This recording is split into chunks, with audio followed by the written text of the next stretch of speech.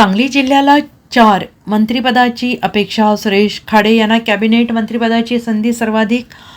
सांगली जिल्ह्यात भाजपा महायुतीला दणदणीत विजय मिळाल्यानंतर मंत्रिपदाची माळ कोणाकोणाच्या गळ्यात पडणार आणि याची चर्चा सुरू झालेली आहे. आणि विद्यमान पालकमंत्री सुरेश खाडे यांच्यासह सांगलीचे आमदार सुधीर गाडगीळ, खानापूरचे सुहास बाबर आणि जतचे गोपीचंद पडळकर यांना मंत्रिपदाची संधी मिळण्याची शक्यता आहे. जिल्ह्यातील 8 जागांपैकी 5 ठिकाणी महायुतीचा झेंडा फडकलेला आहे आणि महायुतीचे सुधीर गाडगीळ आणि सुरेश खाडे पुन्हा एकदा निवडून आलेले आहेत. गाडगीळ तिसऱ्यांदा तर खाडे मिरजेतून चौथ्यांदा निवडून आलेले आहेत. आणि यापूर्वी खाडे यांच्या 6 महिन्यांसाठी समाज कल्याण खात्याचे राज्यमंत्रीपद होते. त्यानंतर ते कामगार मंत्री म्हणून कार्यरत होते. तर नव्या टर्ममध्ये त्यांना पुन्हा एकदा कॅबिनेट मंत्रिपदाची संधी सर्वाधिक आहे. शिवाय सलग 5 वेळा आमदार आणि मंत्रिपदाचा दीर्घ अनुभव पाहता त्यांच्या वाटेला वजनदार खाते येऊ शकते.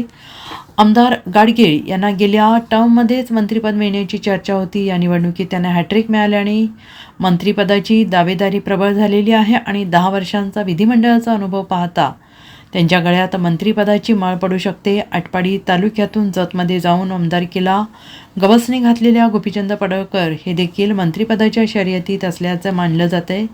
आणि ते उपमुख्यमंत्री देवेंद्र फडणवीस यांच्या जवळचे मानले जातात. आजवर त्यांनी विधान परिषदेत प्रतिनिधित्व केलेलं आहे. आता थेट लोकांमधून निवडून आल्याने मंत्रिपदाची दावेदारी वाढलेली आहे आणि भाजपच्या कोठ्यातून त्यांना राज्यमंत्रीपद मिळू शकते.